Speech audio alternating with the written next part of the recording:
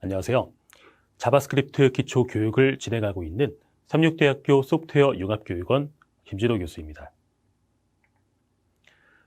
이번 시간에는 다큐멘트 오브젝트 모델, 이 DOM이라고 하는 것을 조작하기 위해서 요소를 취득하는 방법을 살펴보려고 합니다. 원래 자바스크립트는 태생이 브라우저에서 이런 다큐멘트들을 조작을 할 목적으로 만들어진 언어인데요. 이런 다큐멘트들, 즉 HTML 요소들을 조작을 하기 위해서는 한 HTML 문서 내에서 특정한 요소들을 골라내서 선택을 하는 방법들이 필요하게 되고요. 그런 것들을 노드 취득이라고 불러요.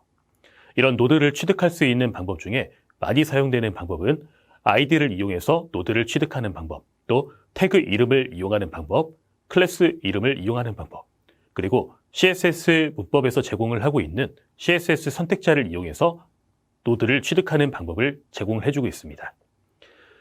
이러한 각각의 노드를 취득하는 방법들은 문서 내에서 선택된 여러 가지 노드들을 HTML 컬렉션이나 혹은 노드 리스트라고 하는 걸로 반환을 하게 되는데요. 이때 HTML 컬렉션과 노드 리스트가 어떠한 특성을 가지고 있는지 여기까지를 살펴보려고 합니다.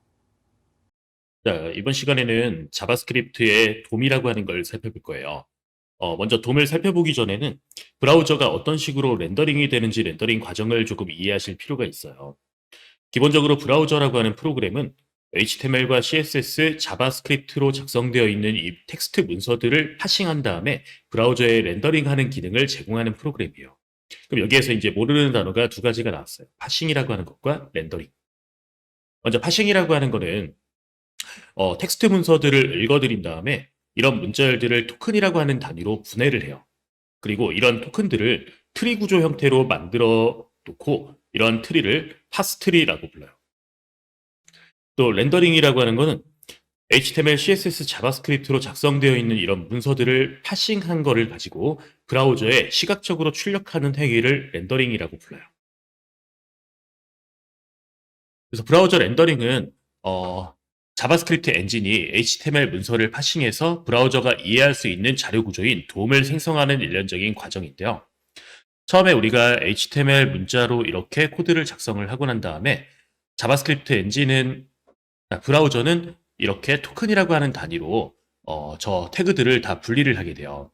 이렇게 분리된 태그들을 가지고 노드라고 하는 객체로 만들게 되고 이렇게 노드 객체들이 만들어지고 나면 이거를 이런 형태의 트리 구조로 만들게 돼요.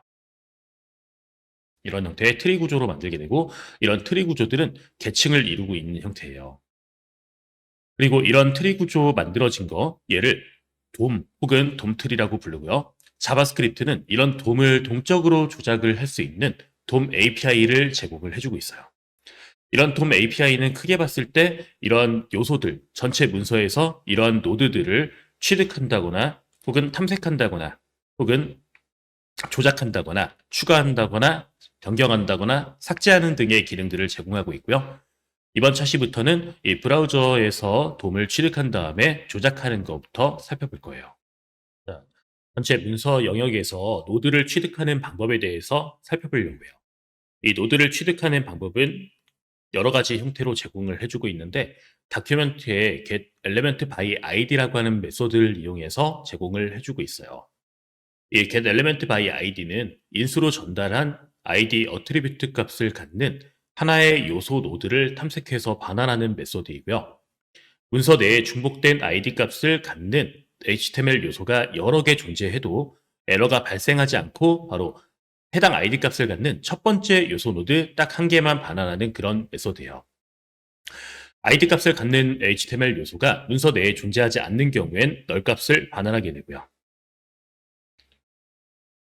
자, 태그 이름을 이용해서도 문서 내에서 요소를 취득할 수 있어요. get element by tag name이라고 하는 메소드인데 인수로 전달한 태그 이름과 일치하는 모든 요소 노드를 탐색해서 반환하는 기능을 해요. 이 메소드 이름을 보면 elements라고 해서 복수형인 걸로 보면 알 수 있듯이 여러 개의 요소 노드 객체를 갖는 돔 컬렉션 객체인 HTML 컬렉션이라고 하는 객체를 반환하게 돼요. 이 HTML 컬렉션은 일종의 리스트인데 이 부분은 직접 이따가 코드로 다시 설명을 드릴게요. 만약에 요소가 존재하지 않는 경우엔 빈 HTML 컬렉션 객체를 반환하게 되고요. 클래스 이름을 이용해서도 요소 노드를 취득하는 방법을 제공하고 있어요. getElements by class name이라고 하는 메소드이고요. 마찬가지로 인수로 전달한 클래스 어트리뷰트 값을 갖는 모든 요소 노드들을 탐색해서 반환하게 되고, 이 클래스 값은 공백으로 구분해서 여러 개의 클래스를 지정할 수 있다라고 하는 특성을 가지고 있어요. 이렇게 하나의 클래스 어트리뷰트에 공백을 기준으로 해서 여러 개의 클래스 어트리뷰트 속성 값을 가지게 할 수 있고요. 메소드의 이름이 elements라고 해서 복수형인 걸 보면 알 수 있듯이, 마찬가지로 여러 개의 요소 노드를 갖는 HTML 컬렉션 객체를 반환하게 돼요.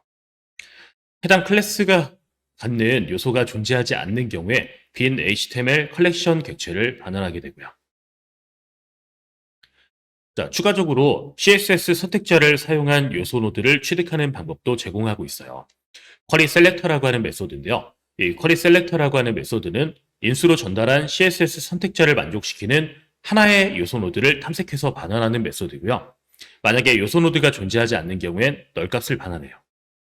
지금 이 쿼리 셀렉터라고 하는 거는 하나의 요소 노드만 반환하는 반면에 쿼리 셀렉터 all이라고 하는 메소드도 제공을 하고 있고요. 이 쿼리 셀렉터 all 메소드는 전달한 CSS 선택자를 만족시키는 모든 요소 노드를 탐색해서 반환하게 되고요.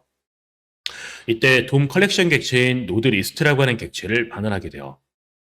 앞에서 잠깐 언급했던 HTML 컬렉션과 유사한 형태로 마찬가지로 리스트 형태이고요. 이 노드 리스트는 포이치 메소드를 사용할 수 있다라고 하는 게 특성이에요.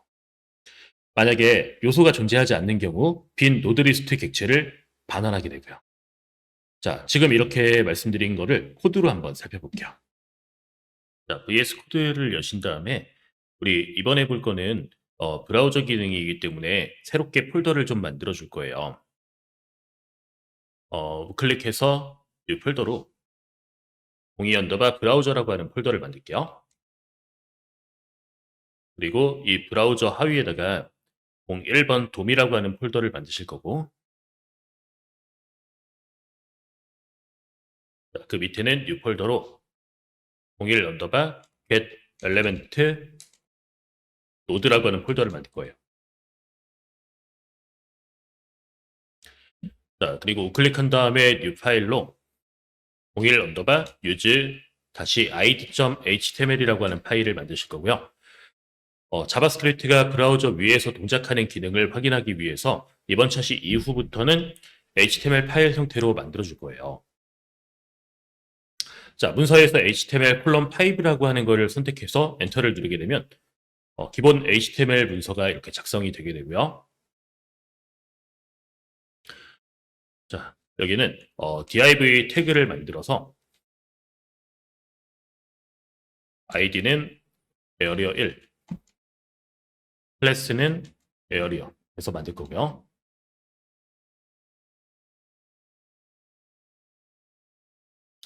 div 영역이라고 하는 텍스트 노드를 만드신 다음에 p 태그를 이용해서 내부에 id area 2 텍스트 노드는 p 영역이라고 만드실 거예요.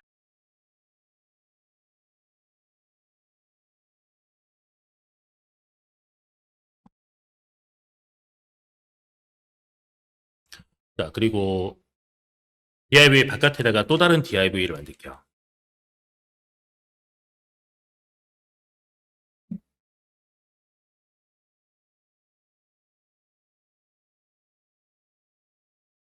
그 다음에 이 밑에는 다시 div 영역이라고 하는 텍스트 노드를 만들 거고요.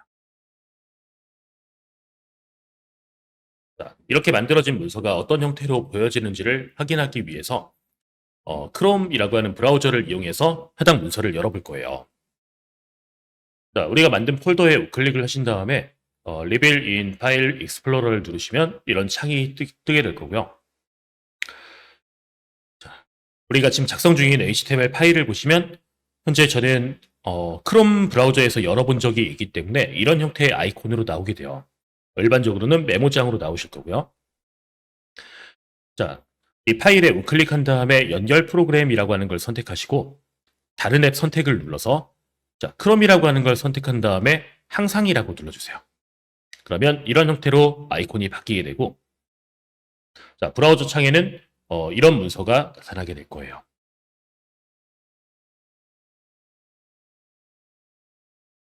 그럼 이렇게 작성을 한 거는 div나 p태그 이런 것들이 현재 구분되지 않고 잘 보여지지 않기 때문에 이게 잘 보여질 수 있도록 스타일을 간단하게 적용을 해서 테두리를 만들어 볼게요.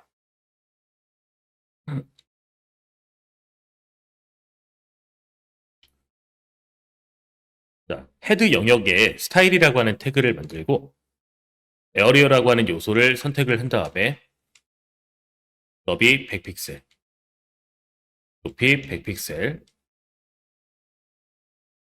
테두리를 1픽셀 솔리드 라이트 그레이라고 하는 걸로 만들 거예요. 자, 그럼 이제 해당 스타일이 적용됐는지를 확인해 보기 위해서는 아까 열었던 브라우저 창을 다시 한번 열어주신 다음에 아까 브라우저 창을 다시 열고 이 브라우저에서 새로 고침이라고 하는 버튼 혹은 F5번을 눌러주시면 이제 바뀐 내용이 적용이 되실 거예요. 자, 새로 고침을 해보면 이렇게 테두리가 그려진 걸 볼 수 있죠. 근데 매번 이렇게 문서를 작성하고 저장하고 새로 고침 누르고 하기에는 너무나 번거로워요. 그래서 이거를 조금 더 편리하게 볼 수 있게끔 하는 플러그인을 한 개 설치를 할 거고요. 여기 플러그인은 익스텐션이라고 하는 메뉴를 눌러서 설치를 해주실 수 있어요. 자, 검색창에 라이브라고 검색을 하시면 라이브 서버라고 하는 플러그인이 나오게 되고 얘를 선택해서 인스톨이라고 눌러주세요. 자, 다 인스톨이 되고 나면 얘는 VS 코드를 한번 껐다가 켜줘야 적용이 돼요. 자, 껐다가 다시 한번 VS 코드를 열어주실 거고요. 그 다음에 한 가지 설정을 추가적으로 해줘야 돼요. 자, 파일을 누른 다음에 프리페어런스에 세팅스라고 하는 메뉴를 열어주시고 여기서 라이브라고 검색을 하시면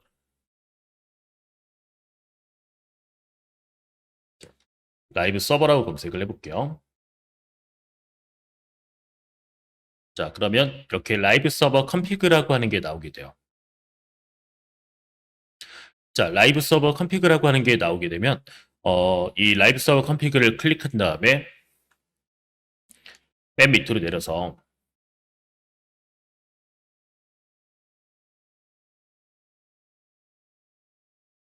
중간에 라이브 서버 세팅 유즈 로컬 IP라고 하는 설정이 있어요. 여기에 체크박스가 해제가 되어 있으면 체크를 해주셔야 돼요. 자, 그리고 나서 이 세팅창을 끄시고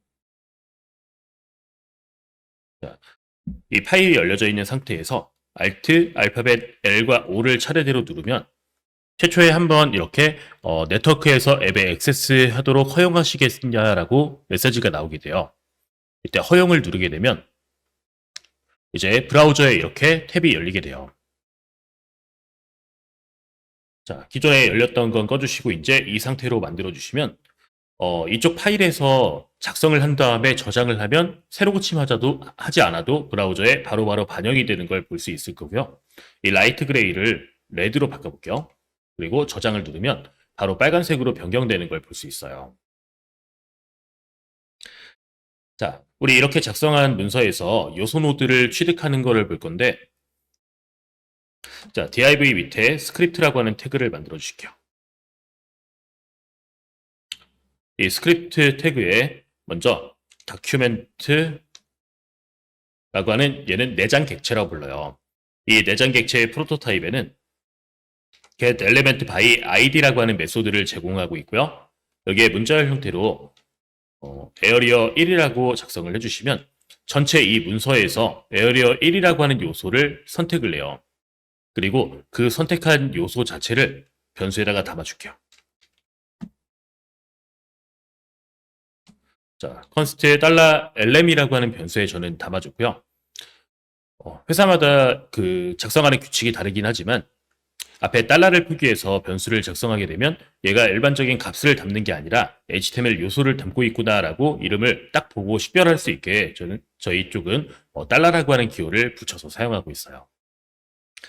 자, 그럼 이제 에어리어 1이라고 하는 아이디를 가진 요소를 선택한 다음에 $lm이라고 하는 변수에 저장을 해준 코드고요. 그다음에 $lm이라고 하는 이 요소를 다시 선택을 해서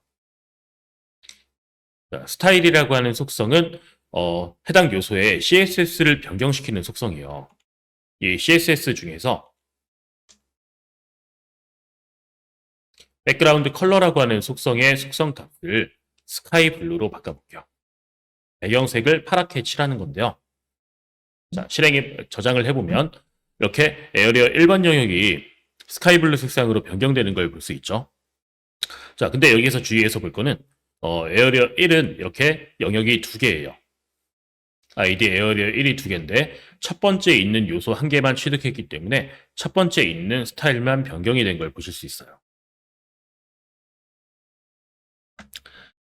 자, 우리가 이제 여기에서 요소 노드를 취득하지 않고 바로 에어리어 2라고 하는 곳에 역시 스타일을 바꿔볼 건데 백그라운드 컬러를 블루로 바꿔볼게요.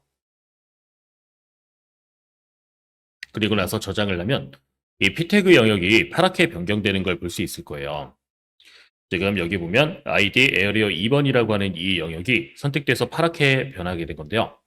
우리는 document.get element by id를 이용해 문서 노드를 취득하지 않았음에도 불구하고 현재 이 ID 에어리어 2번 영역이 선택된 걸 볼 수 있어요.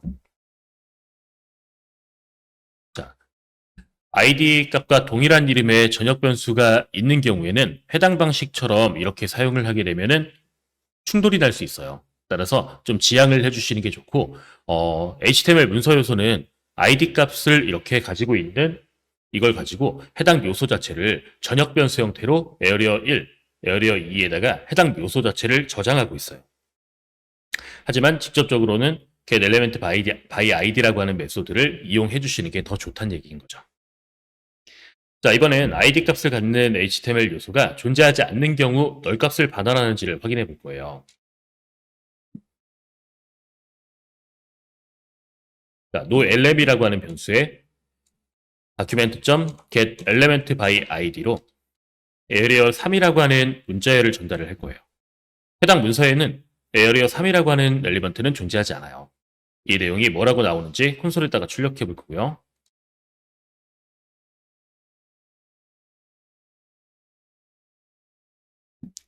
자, 이렇게 실행했을 때 자바스크립트 콘솔은 현재 이 화면에서 바로 출력되는 게 아니고 화면에서 개발자 도구, 자, 점점점 얘를 눌러서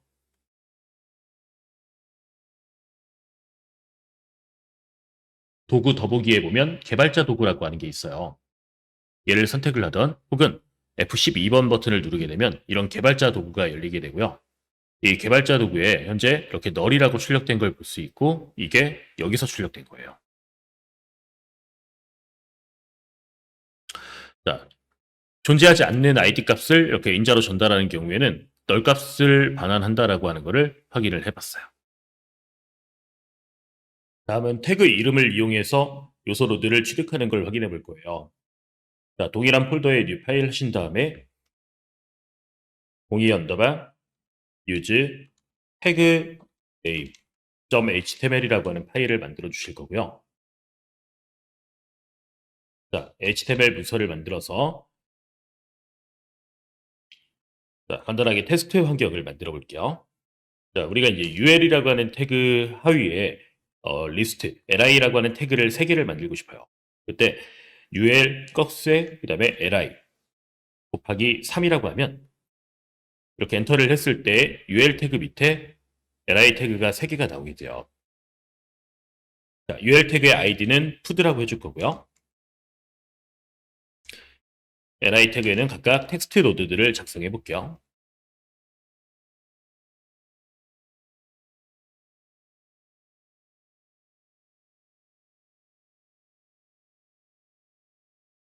자, 또 ul 태그를 만드실 거고요. 이번엔 ul 태그에 대괄호를 이렇게 해서 id는 드링크 하위에 li 태그를 곱하기 3개 이렇게 만들겠다라고 하면 ul 태그의 id가 부여되면서 하위에 li 태그가 3개가 만들어지게 돼요.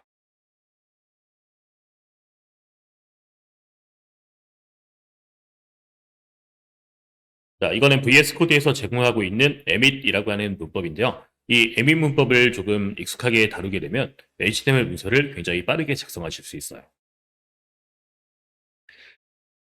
자, 현재 이 파일을 먼저 브라우저 창에다가 열어줄 거고요.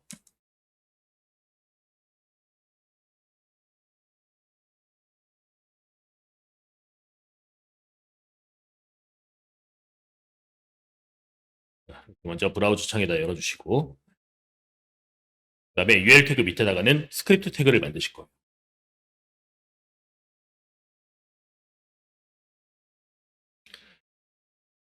자, 우리 이제 get elements by 태그 name이라고 하는 거를 확인해 볼 건데, const $list라고 하는 변수에 document.get elements by 태그 name이라고 하는 메소드가 있어요. 여기에 문자열로 li라고 전달을 하게 되면 li라고 하는 태그 이름을 가지고 있는 이렇게 6개 엘리먼트가 HTML 컬렉션 형태의 컬렉션 형태로 반환이 되고 그게 $리스트에 담기게 돼요. 먼저 콘솔에다가 출력해 볼게요.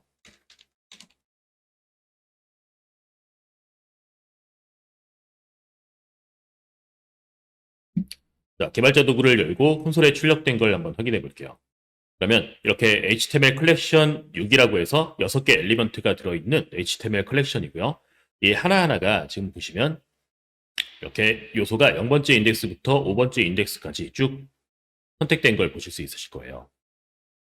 이런 HTML 컬렉션은 랭스라고 하는 프로퍼티를 제공하고 있고요. 이 랭스 프로퍼티를 이용해서 우리는 여기에 있는 이 HTML 컬렉션을 반복 처리할 수도 있어요.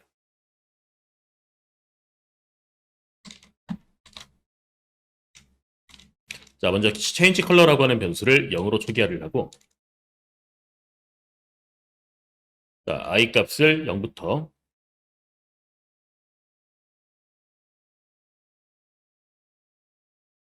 랭스라고 하는 프로퍼티를 활용해 i를 1씩 증가시키면서 리스트에 있는 i번째 인덱스에 스타일이라고 하는 속성의 백그라운드 컬러라고 하는 속성을 자, 이제 변경 처리를 해줄 거예요. 자, RGB라고 해서 130에 220에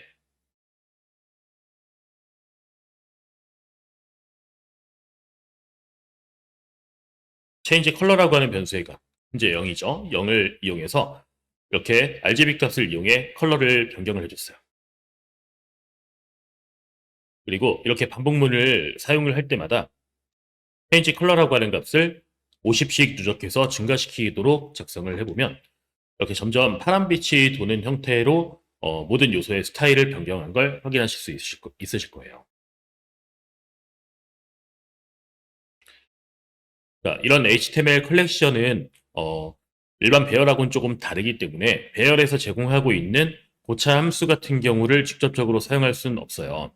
그래서 만약에 이렇게 되어 있는 거를 배열로 변경을 하게 되면 포이치 같은 그 고차 함수를 이용해서 배열을 스레 탐색을 해줄 수 있어요. 자, 리스트에 있는 요소를 하나씩 꺼내서 배열의 요소에 하나씩 추가하라라고 하는 전개 연산이에요. 스프레드 연산이라고 하는데요. 이렇게 하면은 리스트에 있는 0번째 인덱스부터 5번째 인덱스까지를 하나씩 이렇게 배열의 인덱스로 추가한 형태의 배열이 만들어지게 되고 이는 배열이기 때문에 포이치라고 하는 거를 이용할 수 있어요. 이 리스트에 있는 요소 하나씩 엘리멘트를 꺼내서 이 엘리멘트의 스타일에 컬러를 변경을 해줄 거고 이 컬러를 블루로 바꿔줄게요.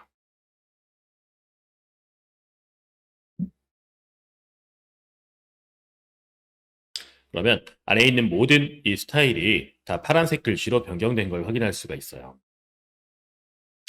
만약에 이 스프레드 문법이 좀 어렵다고 하시면 이런 방법도 이용하실 수 있어요. array.from이라고 하는 메소드를 이용해서 리스트를 배열 형태로 만들고 포이치 메소드를 이용해 하나씩 엘리멘트를 가지고 글자 색상을 블루로 바꿔주는 거예요. 그럼 위에 거하고 똑같은 결과가 나오게 될 거고요. 리스트가 아니네요. 엘렘. 자, 실행해 보면 이런 식으로 색깔이 변경되는 걸 확인할 수 있을 거예요.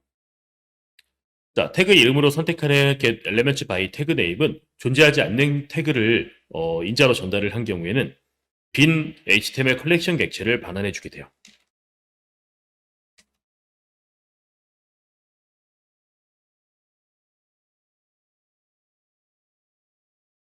자, 예를 들어 저 문서에서 A라고 하는 태그를 찾으려고요.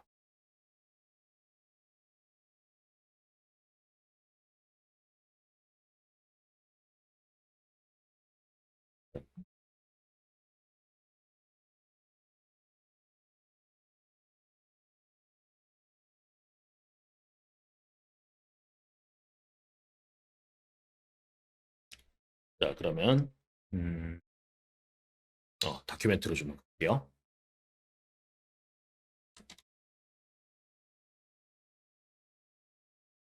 자, 그러면 이렇게 빈 HTML 컬렉션 형태의 랭스 0짜리 HTML 컬렉션이 리턴된 걸 보실 수 있어요. 자, 이 부분을 잠시 주석을 해주고요. 자, 우리가 이제 이렇게 다큐멘트에 get element by 태그 name이라고 사용을 했는데 이 get element by 태그 name이라고 하는 거는 꼭 다큐멘트에서만 할 수 있는 게 아니고 엘리멘트에서도 사용이 가능해요. 예를 들어 우리가 const $drink라고 해서 document.get element by id로 드링크라고 하는 이름을 가지고 있는 엘리멘트 요소를 취득을 했어요. 또 const list from drink라고 하는 거에 자, 우리가 이제 선택한 게 이 드링크라고 하는 요소를 선택을 했고 이 드링크라고 하는 이 요소가 가지고 있는 li라고 하는 태그만 선택을 하게 하고 싶어요. 그러면 이 드링크 아까 그 ul 태그죠. 이 ul 태그에 get element by 태그 name이라고 하는 걸로 li라고 하는 태그 이름을 전달을 해주면 선택된 엘리먼트 내부에서 또 엘리먼트를 탐색할 수 있게 만들어 놨어요.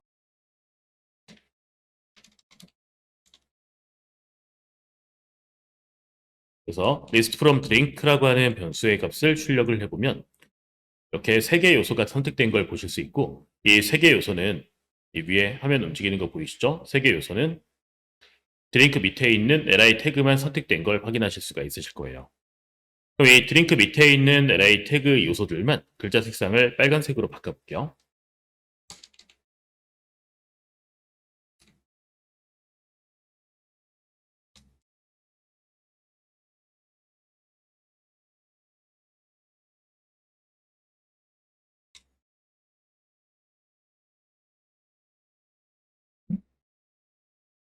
그러면 이렇게 요소가 빨간색으로 변경된 걸 확인하실 수가 있으실 거예요.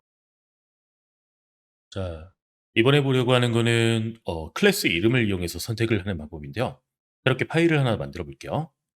자, 뉴 파일로 03 언더바 use 클래스라고 하는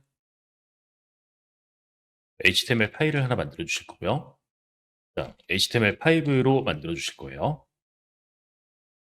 자, 여기서는 아까처럼 테스트 환경을 조금 만들 건데 먼저 UL 태그는 id를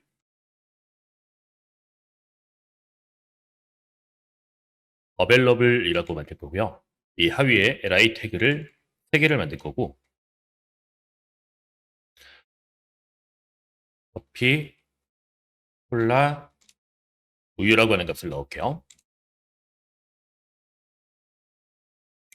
자, 그 다음에 또 UL 태그로 이번엔 이 UL 태그의 id를 unavailable이라고 만들 거고요. li 태그를 2개를 만들게요.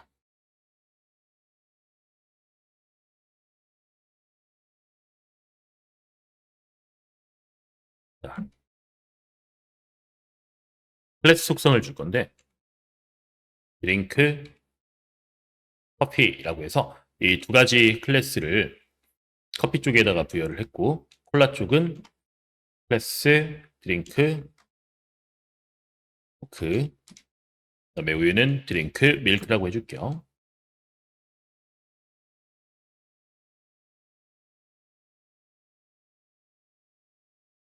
자, 그 다음에 소주는 클래스를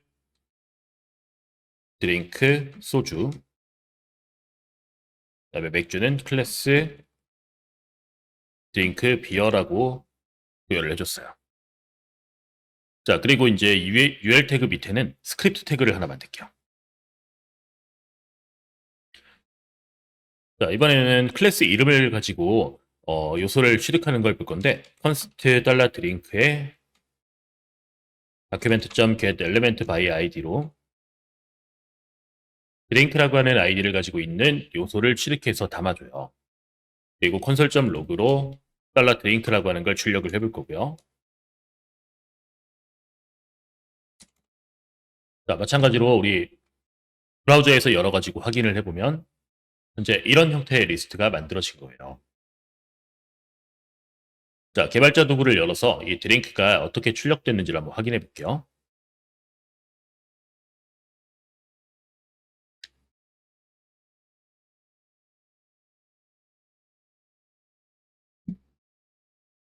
아이디로 했군요. 아이디가 아니고 get elements by 클래스 name이라고 하는 걸로 선택해서 다시 실행해 보면 이렇게 HTML 컬렉션 형태로 총 5개 엘리먼트가 선택된 걸 확인하실 수 있으실 거예요. 자, 마찬가지로 이제 length라고 하는 프로퍼티를 활용해서 반복문을 이용할 수도 있지만 우리 아까처럼 스프레드 연산을 이용해서 모든 저 음료의 색상을 글자 색상을 빨간색으로 변경을 해볼게요.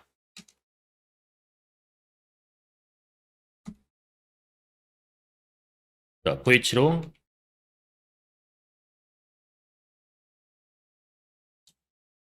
스타일 컬러라고 하는 거를 레드로 바꿔볼게요. 그러면 모든 요소에 동일하게 스타일을 적용할 수 있고 이렇게 반복적으로 사용하실 수가 있게 돼요. 자, 이번엔 const $커피라고 하는 변수에 자, document.get element by class name이라고 하는 걸로 자, 드링크 띄고 커피라고 입력을 해서 요소를 선택할 거고요. 뭐라고 출력되는지 콘솔에다가 출력해 볼게요.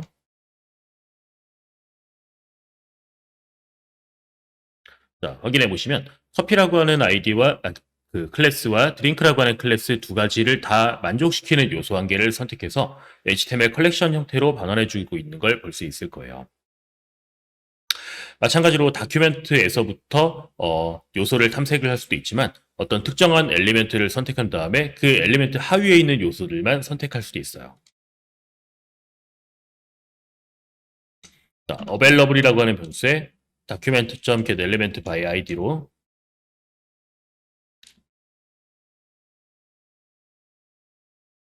available이라고 하는 아이디를 가지고 있는 요소를 취득하고 available drinks라고 하는 변수를 하나 만들어서 available이라고 하는 요소 엘리먼트에 get elements by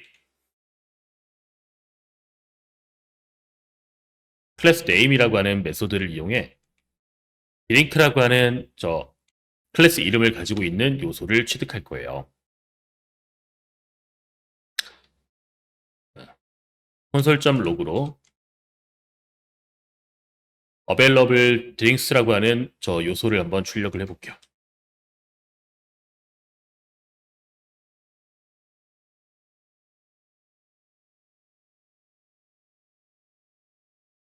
클래스 name.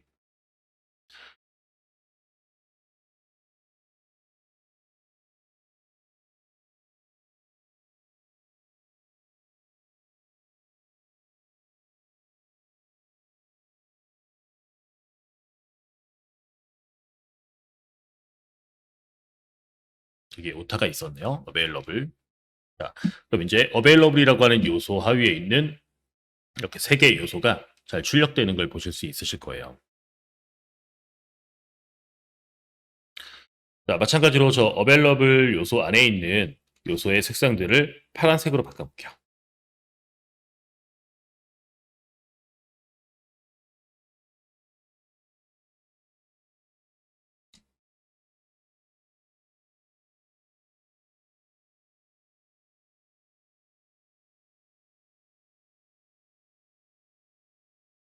자, 그러면 이 available 하위에 있는 드링크들은 파란색 글자를 가지는 걸 볼 수 있어요.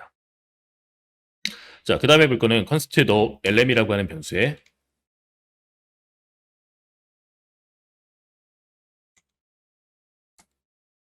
자, 이번에 존재하지 않는 클래스를 한번 선택을 해볼 거예요. 또 available 하위에 get elements by class name이라고 하는 메소드를 이용해 자, 소주라고 하는 클래스를 가지고 있는 요소를 취득할 거예요. 그 소주는 unavailable 쪽에 존재하는 엘리먼트이고요. 콘솔로 한번 출력을 해볼게요.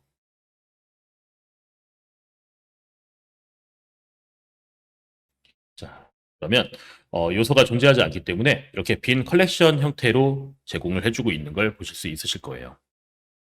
자, 이번에 보려고 하는 거는 CSS를 이용한 선택하는 방법을 볼 거예요. 새롭게 파일을 동일한 폴더에다가 추가해 주실 거고 자, 공사 언더바 use 다시 css.html이라고 만들어 주실게요. 자, HTML5 버전으로 만드실 거고 먼저 여기서 테스트 환경을 빠르게 만들어 볼게요.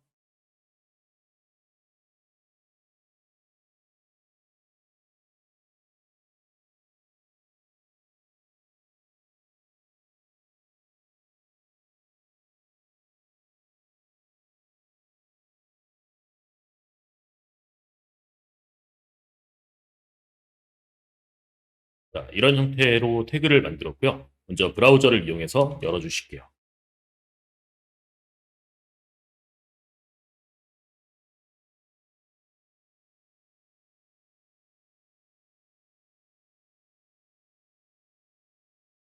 자, 현재 div나 p태그는 테두리가 없기 때문에 잘 보여지지 않으니까 저희 간단한 스타일을 좀 적용을 해볼 거예요.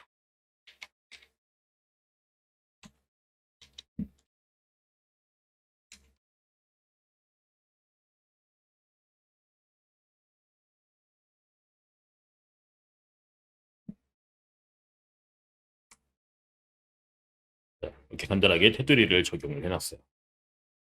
이번엔 CSS 선택자를 이용해서 선택하는 기능을 확인해 볼 건데 하단에 스크립트라고 하는 태그를 만들어 주시고요. 자, 먼저 $area라고 하는 변수에 document.get elements by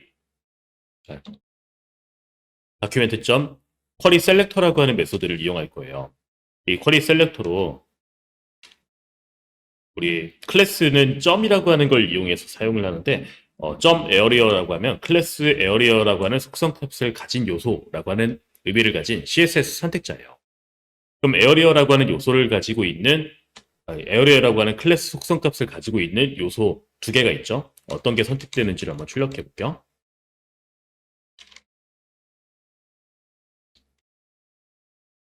자, 콘솔에 출력된 결과를 한번 확인해 보면요. 자, 위쪽에 있는 div가 선택된 걸 보실 수 있어요. 여러 개가 존재하지만 가장 처음 탄생된 한 개의 요소만 반환하는 특성을 가지고 있어요. 이번엔 취득한 요소의 스타일을 한번 변경을 해볼게요.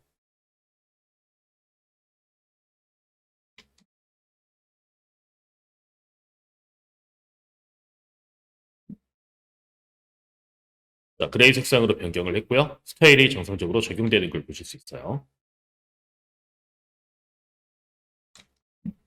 자, 그 다음엔 펄스트라고 하는 변수에 에어리어라고 하는 요소를 선택을 해서 이 엘리먼트도 마찬가지로 쿼리 셀렉터라고 하는 메소드를 이용할 수 있고 그 하위에 있는 p 태그를 선택해서 펄스트에다가 담아준 거예요. 그리고 이 펄스트라고 하는 거에 스타일.컬러라고 하는 속성, 글자 색을 변경하는 거를 화이트 색상으로 변경을 해보면 스타일이 정상적으로 적용되는 걸 보실 수 있을 거예요. 자, 이 CSS 선택자를 이용해서 만족시키는 요소 노드가 존재하지 않는 경우엔 널값을 반환하게 되는데요. 자, noLM이라고 하는 변수에 document.querySelector라고 해서 자, noLM이라고 하는 클래스를 가진 요소를 선택하려고요. 자, 한번 콘솔에다가 출력해보면 일치하는 요소가 없기 때문에 널값을 반환하고 있는 걸 보실 수 있으실 거고요. 자, 그 다음에 쿼리 셀렉터하고 여러 개의 요소를 한 번에 선택을 할 수 있는 쿼리 셀렉터 올이라고 하는 것도 볼 거예요. 자, 이것도 마찬가지로 테스트 환경을 만드실 건데 UL 태그 id는 리스트라고 할 거고요. 이 하위에 li 태그를 4개를 만들 건데 여기 있는 이 li 태그는 클래스 속성 값을 드링크라고 해서 4개를 총 만들어 줄 거예요. 중간에 emit을 놓치면 컨트롤 스페이스를 누르면 다시 나오는데 엔터를 누르면 이렇게 나오죠. 자, 맨 마지막에 있는 요소 2개만 클래스 속성 값을 푸드로 바꿔줄게요. 그리고 안에 텍스트 노드를 작성하실 거예요.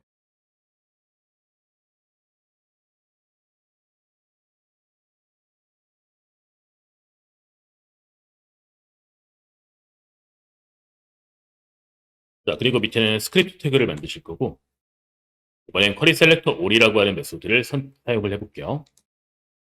자, 리스트라고 하는 변수에 다큐멘트에 있는 쿼리 셀렉터 all이라고 하는 메소드를 이용할 거고요. UL 태그 하위에 있는 모든 li 태그를 다 선택을 할 거예요. 자, 콘솔에 뭐라고 출력되는지 확인해 볼게요.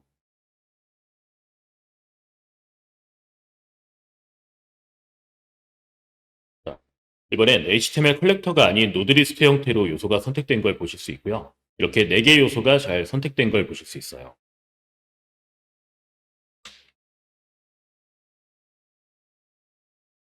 자, 마찬가지로 배열로 변경을 좀 해준 다음에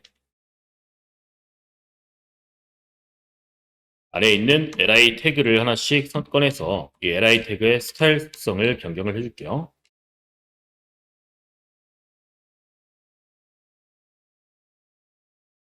그러면 안에 있는 컬러가 변경된 걸 보실 수 있을 거예요.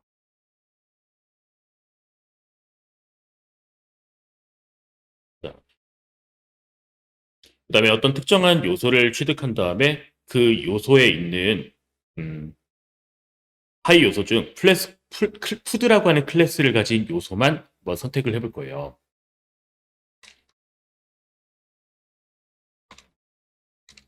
자, 푸드 리스트라고 하는 변수에다가 먼저 document.get element by id로 리스트라고 하는 id를 가지고 있는 요소를 취득해요.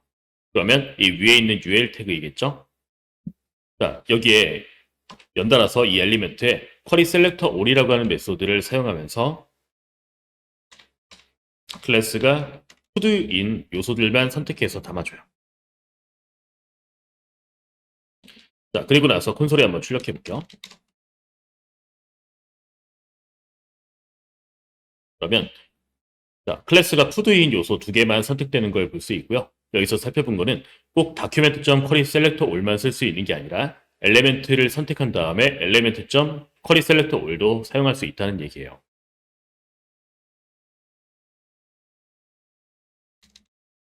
자, 푸드리스트의 forEach라고 하는 메소드를 이용해 하나씩 음식을 꺼낸 다음에 이 음식의 스타일을 변경을 해볼게요. 자, 글자 색상을 화이트로 변경을 해보면 이렇게 음식만 글자 색상이 하얗게 변경된 걸 보실 수가 있으실 거예요. 그리고 만약에 CSS 선택자를 만족시키는 요소가 존재하지 않는 경우에는 빈 노드리스트 객체를 반환하게 되는데 이것도 한번 확인해 볼게요.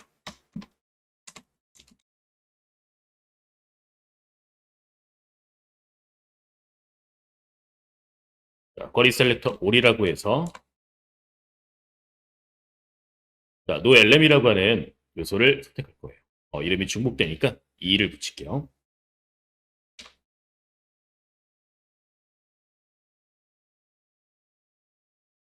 자, 콘솔에다가 내용을 출력해 보면 이렇게 빈 노드리스트 형태로 반환값이 들어오는 걸 보실 수가 있으실 거예요.